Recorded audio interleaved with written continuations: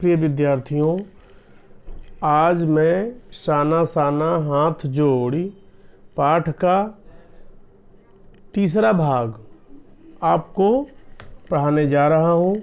आप इसे ध्यान से सुने और समझने की कोशिश करें।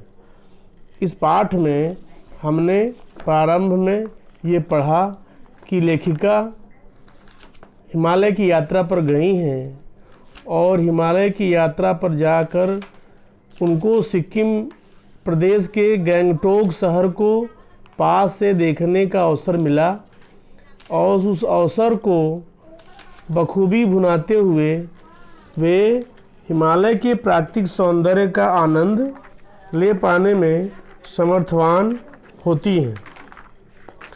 तो हमने देखा था कि यह यात्रा वृत्तांत मधु काकरिया जी के द्वारा लिखा गया है और इसमें सिक्किम की राजधानी गंगटोक तथा उसके आगे हिमालय की यात्रा का वर्णन बड़े ही रोचक ढंग से किया गया है। इस यात्रा वृत्तांत की विशेषता यह है कि लेखिका अपने सामाजिक दायित्व के प्रति सजग हैं और श्रमजीवी लोगों के प्रति भी उसके मन में सम्मान है। तो इसके आगे दो भाग मैंने पढ़ा दिया था। पृष्ठ संख्या 17, 18, 19, 20 पढ़ाया, फिर 21, 22, 23, 24 पढ़ाया। अब आज हम पृष्ठ संख्या 25, 26, 27, 28 और 29 पढ़ेंगे। इसके अंतर्गत हम यहाँ यह जानने का प्रयास करेंगे कि जब लेखिका अंधेरा हो गया तो उसके पहले ही, अंधेरा होने से पहले ही किसी प्रकार डगमगाती शिलाओं और पत्थरों से होकर तीस्ता नदी की धार तक पहुंची। तीस्ता नदी वहाँ की प्रसिद्ध नदी है। गंगटोक शहर तीस्ता नदी किनारे ही बसा हुआ है। बहते पानी को अपनी अंजुली में भरा। अंजुली समझते हैं, हाथ को जब एक साथ करते हैं, जोड़ते हैं तो अंजुली बना देते हैं। तो अतीत भीतर धड़कने लगा। अतीत समझते हैं, भूत जो स्वयं बीत गया है। स्मृति में कौंधा हमारी यादाश्त में वह बात आई कि हमारे यहाँ जल को हाथ में लेकर संकल्प किया जाता है। हमारी भारतीय संस्कृति में जब भी हमें संकल्प करना होता है तो हम जल को हाथ में लेकर के संकल्प करते हैं। क्या संकल्प करूं? लेखिका के मन में प्रश्न उठता है। पर मैं संकल्प की स्थिति में नहीं थी। भीतर थी एक प्रार्थना, एक कमज़ोर व्यक्ति की प्रार्थना। भीतर का सारा हलाहल, हलाहल मतलब होता है विष जहर, सारी तामसिकताएं बह जाएं। इसी बहती धारा में रात धीरे धीरे गहराने लगी थी। हिमालय ने काला कंबल ओढ़ लिया, अंधेरा हो गया। जितेन ने लकड़ी के बने खिलौने से उस छोटे से गेस्ट हाउस में गाने की तेज़ धुन पर जब अपने संगी साथियों के साथ नाचना शुरू किया तो देखते देखते एक आदिम रात्रि की महक से परियों की कहानी सी मोहक वह रात महक उठी। अर्थात जब जितेन नारगे अपने साथियों के साथ नाचना शुरू किया तो लेखिका उस कल्पना में डूब गई कि पहले के लोग ऐसे ही अपनी संस्कृति, अपनी सभ्यता और अपने समाज में ऐसे ही मिलजुल कर रहते थे, एक दूसरे के सुख दुख को बांटा करते थे।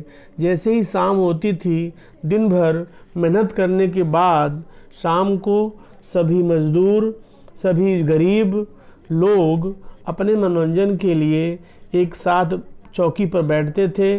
गांव में एक चौक होती थी, चौपाल होती थी। उस चौपाल में सब लोग शामिल होते थे और रात में देर रात तक मनोरंजन करते थे। इस तरह अपनी थकान को भूलकर वे वापस गहरी निद्रा में समाने के लिए चले जाते थे। मस्ती और मादकता का ऐसा संक्रमण मिलन संयोग। कहती है मस्ती, एक और मस्ती है। मस्ती किस बात की? अल्हड़पन, निश्चिंत होना। मस्त वही हो सकता है जो निश्चिंत हो, जो तनाव से मुक्त हो, जो दबाव से मुक्त हो, जो सामाजिक दबाव से मुक्त हो, वही मस्त हो सकता है। मादकता क्या है? मादकता जीवन जीने का नशा। एक ज़िंदगी को जीने का नशा होना चाहिए। हम जिंदगी को शौक़ से जिए, ज़िंदगी को बोझ समझ के न जिए। ज़िंदगी को यदि हमें जीना है तो हम बोझा समझ के, बोझ समझ के न जिए, इसे हम शौक़ समझ के जिए कि हमें ज़िंदगी अपने शौक़ से जीना है। लेखिका कहती हैं कि मस्ती और मादकता का ऐसा संक्रमण हुआ कि एक एक कर हम सभी सैलानी, पर्यटक, घूमने वाले गोल गोल घेरा बनाकर नाचने लगे। सब मस्त हो गए।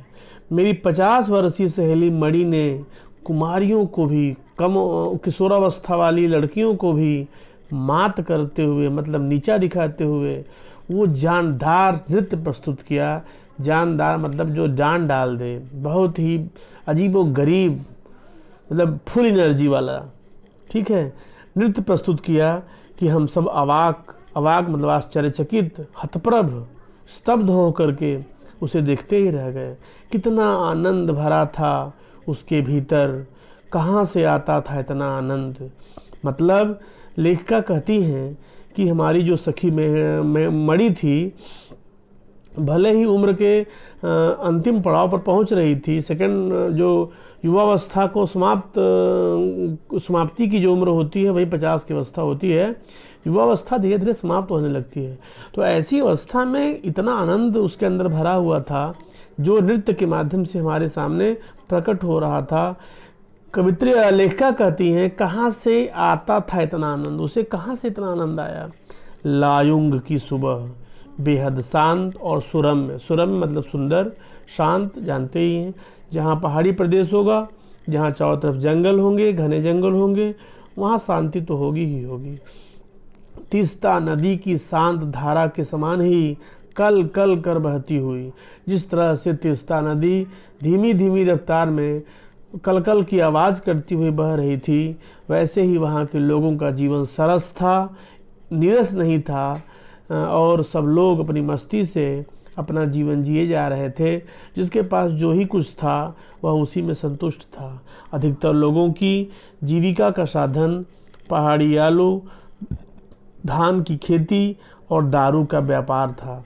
सुबह में अकेले ही टहलने निकल गई थी। मैंने उम्मीद की थी कि यहाँ मुझे बर्फ़ मिलेगी, पर अप्रैल के शुरुआती महीने में यहाँ बर्फ़ का एक कतरा भी नहीं था। बर्फ़ का पड़ना न पड़ना यह भी प्रकृति के ऊपर निर्भर करता है। कोई निश्चितता नहीं है कि हम कभी भी बर्फ़ को देखने जाएं और बर्फ़ मिल जाए हम देख लें, ऐसा नहीं होता है। यद्यपि हम सी लेवल से सी समझते हैं, समुद्र लेवल तल, समुद्र तल से 14,000 फीट की ऊंचाई पर थे। मैं बर्फ़ देखने के लिए बेचैन थी। हम मैदानों से आए लोगों के लिए बर्फ़ से ढके पहाड़ किसी जन्नत से कम नहीं होते, जन्नत है स्वर्ग, जन्नत से कम नहीं होते थे। वहीं पर घूमते हुए एक सिक्किमी नवयुवक ने मुझे बताया, प्रदूषण के चलते स्नोफॉल लगातार कम होती जा रही है, अर्थात प्रदूषण, पर्यावरण प्रदूषण का असर बर्फ़ के गिरने पर भी पड़ रहा है। यदि मैं कटाव चली जाऊं तो मुझे वहां सर्तिया बर्फ़ मिल जाएगी। सर्तिया मतलब निश्चित थी, ठीक है। कटाव एक सुंदर स्थान है जिसे भारत का स्विट्ज़रलैंड कहा जा सकता है। कटाव यानी भारत का स्विट्ज़रलैंड। कटाव जो कि अभी तक टूरिस्ट स्पॉट नहीं बनने के कारण सुर्खियों में नहीं आया था, सुर्खियों चर्चा में आना नहीं आया था और अपने प्राकृतिक स्वरूप में था। कटाव जो लायुंग से 500 फीट ऊंचाई पर था और करीब 2 घंटे का सफ़र था, वह नवयुवक मुझसे बतिया रहा था और उसकी घरवाली अपने छोटे से लकड़ी के घर के बाहर हमें उत्सुकतापूर्वक देख रही थी कि तभी गाय ने आकर बाहर थैले में रखा उसका महुआ गुडुप करना और निगल जाना कर लिया था। मीठी झिड़कियाँ देकर उसने गाय को भगा दिया था। मारा पीटा नहीं, पशुओं के साथ भी अच्छा व्यवहार, सभ्यता का व्यवहार किया उन लोगों ने। उम्मीद, आवेश और उत्तेजना के साथ अब हमारा सफ़र कटाव की ओर। कहते हैं कि कटाव जाने को इतनी उत्तेजना मन में हमारे आई, यह सुन करके कि वहाँ बर्फ़ देखने को मिलेगी, जिस बर्फ़ को देखने के लिए हम यहाँ की यात्रा पर हैं। उसी कटाव जाने की जो खुशी थी, उस खुशी से अपने अंदर लेखिका ने उत्तेजना का समावेश पाया और उम्मीद थी, आशा थी कि वहाँ उन्हें बर्फ़ देखने को जरूर मिलेगी। उनका सफ़र कटाव की ओर चल पड़ा। कटाव का रास्ता और ख़तरनाक था। उस पर धुंध थी, कोहरा छाया हुआ था, सामने दिखाई नहीं पड़ रहा था। बीच बीच में बारिश भी होती जा रही थी। जितेन लगभग अंदाज से गाड़ी चला रहा था। पहाड़, पेड़, आकाश, घाटियाँ, सब पर बादलों की परत। जहाँ देखो वहाँ बादल ही बादल दिखाई दे रहे हैं। सब कुछ बादल में ही में दिख रहा है। बादलों को चीर कर निकलती हमारी जीप। खतरनाक रास्तों के एहसास ने हमें मौन कर दिया था। हम डरे हुए थे कि हो न हो कहीं कुछ हमारे साथ गड़बड़ न हो जाए, कोई दुर्घटना न हो जाए। उसके साथ साथ बारिश भी होती जा रही थी। एक चूक गरजते नार्गे करता, सब खल्ला, सब खत्म हो जाता। सांस रोके हुए हम धुंध और फिसलन भरे रास्ते पर संभल संभल कर आगे बढ़ती जीप को देख रहे थे। हमारी सांस लेने की आवाज़ों के सिवाय आसपास जीवन का कोई पता नहीं था। मतलब इतनी विरल शांति थी कि हमारी सांसों की आवाज़ ही आ रही थी और कोई आवाज़ नहीं आ रही थी। फिर नज़र पड़ी कहाँ बड़े बड़े शब्दों में लिखी एक चेतावनी पर, if you are married divorce speed. मतलब यदि आप विवाहित हैं तो आप स्पीड को कम कर दीजिए, स्पीड छोड़ दीजिए, धीमी धीमी गति से गाड़ी चलाइए। थोड़ी ही दूर आगे बढ़े कि फिर एक चेतावनी मिली, दुर्घटना से देर भली, सावधानी से मौत टली। यह तो आप समझ ही रहे होंगे। करीब आधे रास्ते पर धुंध छटी और साथ ही सृष्टि और हमारे बीच फैला सन्नाटा भी हटा। नार्गे उत्साहित होकर कहने लगा, कटाओ हिंदुस्तान का स्विट्ज़रलैंड है। मेरी सहेली मणि स्विट्ज़रलैंड घूम आई थी। उसने तुरंत प्रतिवाद किया। प्रतिवाद करना, विरोध करना नहीं। स्विट्ज़रलैंड भी इतनी ऊंचाई पर नहीं है और न ही इतना सुंदर है। मतलब यह जो जगह है कटाओ, स्विट्ज़रलैंड से भी अधिक सुंदर है और अधिक ऊंचाई पर स्थित है। हम कटाओ के करीब आ रहे थे क्योंकि दूर से ही बर्फ़ से ढके पहाड़ दिखने लगे थे। पास में जो पर्वत थे वे आधे हरे काले दिख रहे थे। लग रहा था जैसे किसी ने इन पहाड़ों पर पाउडर छिड़क दिया हो। कहीं पाउडर समझते हैं, सफ़ेद रंग का पाउडर होता है। इतनी बर्फ़ पड़ी हुई थी कि पहाड़ पाउडर जैसे दिख रहे थे। कहीं पाउडर बची रह गई हो और कहीं वह धूप में बह गई हो। नार्गे ने उत्तेजित होकर कहा, देखिए एकदम ताज़ा बर्फ़ है, लगता है रात में ही गिरी है यह बर्फ़। थोड़ा और आगे बढ़ने पर अब हमें पूरी तरह बर्फ़ से ढके पहाड़ दिख रहे थे। साबुन के झाग की तरह सब ओर गिरी हुई बर्फ़ थी। मैं जीप की खिड़की से मुंडी मतलब सिर निकाल कर दूर दूर तक देख रही थी। चांदी की जैसे चमकते पहाड़ थे। इस यात्रा वृत्त की एक सबसे बड़ी विशेषता है कि जो भाषा यात्रा वृत्त लेखिका ने अपनाया है, जिस भाषा को उन्होंने स्वीकृत किया है इसको लिखने के लिए, वह कविता की तरह लिखी हुई है। न जाने कितने जगहों पर उपमा अलंकार का प्रयोग किया है इन्होंने। यह काव्यमय भाषा कही जा सकती है। यह गद्य लेखन की सबसे सर्वोत्कृष्ट विधा होती है, सबसे सर्वोत्कृष्ट शैली होती है। इस शैली में लिखी गई गद्य बहुत कम ही मिलती है। ठीक है, तो ये गद्य का एक बेहतरीन रूप है। ठीक है, आगे कहते हैं कि मैंने जवाब दिया, राम रोछो। ठीक है, राम रोछो मतलब अच्छा है, बहुत अच्छा है, हे राम बहुत अच्छा। वह उछल पड़ा, अरे यह नेपाली बोली कहाँ से सीखी। क्यों वो उछल पड़ा? क्योंकि उसने सोचा था कि हिंदुस्तानी बोलने वाली लड़की नेपाली कैसे सीख गई। अपनी भाषा के गर्व से उसकी आंखें चमक उठी। जितेन नार्गे चूँकि वहाँ का स्थानीय व्यक्ति था, वह उस भाषा को अच्छी तरह जानता था। जब उसकी भाषा में किसी बाहरी व्यक्ति ने बात की तो वह गर्व से अपनी आंखें उठा करके, आंखों में चमक आना अर्थात बहुत चेहरे पर संतोष और खुशी का भाव प्रकट होना, चेहरा इतराने लगा। और तभी किसी चमत्कार की तरह हल्की हल्की बर्फ एकदम महीन महीन मोती की तरह गिरने लगी। तिम्रो माया सैंधे मलाई सताऊँच। अपनी भाषा में वह बोला, तुम्हारा प्यार मुझे सदैव रुलाता है। चहुँ ओर बिखरी यह बर्फीली सुंदरता जेन के मन पर भी थाप लगाने लगी थी। प्रेम की झील में तैरते हुए झूम झूम गाने लगा था वह। ठीक है, मतलब मस्त हो गया, मादक हो गया, मस्ती से भर गया। उस सुंदरता को देखते हुए, प्रकृति की बेशुमार सुंदरता को देखते हुए मस्त हो गया। हम सभी सैलानी अब जीप से उतरकर बर्फ पर कूदने लगे थे। यहाँ बर्फ सर्वाधिक थी, घुटनों तक नरम नरम बर्फ थी। ऊपर आसमान और बर्फ से ढके पहाड़ एक हो रहे थे। मतलब चोटियाँ इतनी बड़ी बड़ी थीं, सीधे आसमान को छूने वाली थीं। सैलानी पर्यटक बर्फ पर लेटकर हर लम्हे की रंगत को कैमरे में कैद करने में लगे थे। जिनके पास कैमरा था वो हर पल के दृश्य को अपने कैमरे में समेट लेना चाहता था, अपने कैमरे में सजो कर रखना चाहता था, जिससे बाद में चलकर वह उसे देखने में काम आए।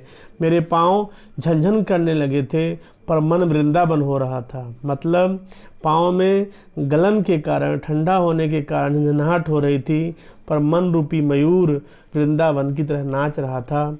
भीतर जैसे देवता जाग गए थे।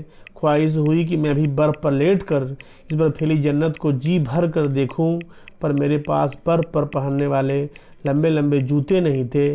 मैंने चाहा किराए पर ले लूं, पर कटाओ, युमथांग और झांगू लेक की तरह टूरिस्ट स्पॉट नहीं था। इस कारण यहाँ झांगू की तरह दुनिया भर की तो क्या एक भी दुकान नहीं थी। खैर, दनादन फ़ोटो खिंचवाने की बजाय मैं उस सारे परिदृश्य को अपने भीतर लगातार खींच रही थी। अपने अंतर मन में के कैमरे से मैं उसको खींच रही थी, जिससे महानगर के डार्क रूम में इसे फिर देख सकूं। महानगर के जीवन को तुलना करते हुए लेखिका कहती हैं कि कहाँ वह जीवन और कहाँ महानगर का जीवन, कोई तुलना ही नहीं है। संपूर्णता के इन क्षणों में प्रकृति का संपूर्ण सौंदर्य सामने उपस्थित था। उस सौंदर्य में यह हम शिखर मुझे मेरे आध्यात्मिक अतीत से जोड़ रहे थे। आध्यात्मिक आत्मा परमात्मा का संबंध जो व्यतीत हो चुका है, ऐसे संबंध से जोड़ रहे थे। शायद ऐसी ही विभोर कर देने वाली दिव्यता के बीच हमारे ऋषि मुनियों ने वेदों की रचना की होगी, जीवन सत्यों को खोजा होगा, सर्वे भवन्तु सुखिनः का महामंत्र पाया होगा। अंतिम संपूर्णता, मतलब इससे बड़ा अब यहाँ कुछ शेष है ही नहीं, यहाँ कुछ बचा ही नहीं है। प्रकृति अपने संपूर्ण सुंदरता को समेटे हुए है। कहते हैं कि बड़ा से बड़ा अपराधी भी इस सुंदरता को देख ले तो उसका मन शांति से ओतप्रोत हो जाएगा, और कुछ क्षणों के लिए ही सही वह करुणा का अवतार बुद्ध बन जाएगा। महात्मा बुद्ध को करुणा का अवतार माना जाता था।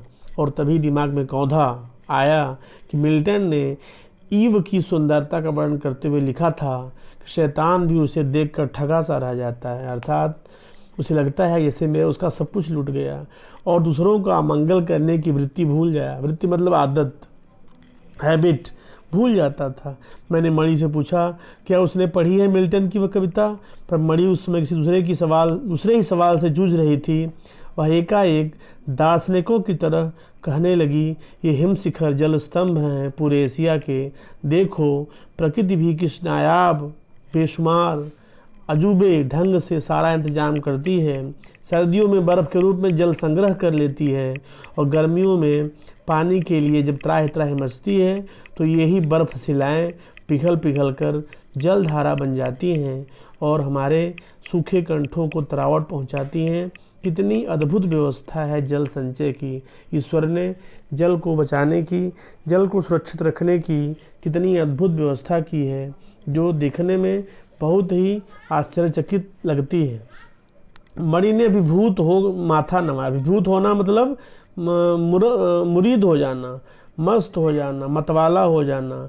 इस प्रकृति की सुंदरता को देख के वो गदगद हो गई। उसने माथा नवाया।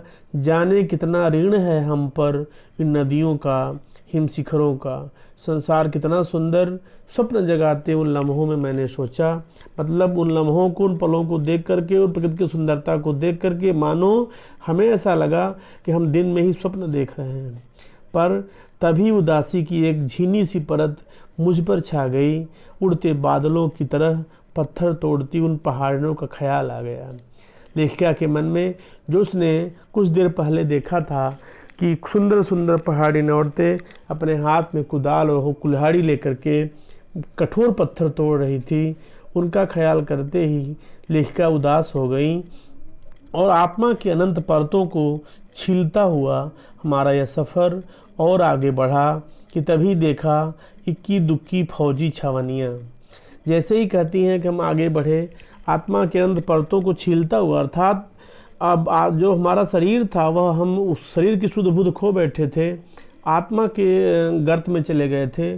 और जब आत्मविभोर होकर के अपने आप को भूल बैठे थे, ऐसी स्थिति में हम आगे बढ़े तो हमने देखा कि फौज की छावनियाँ दिखाई दी।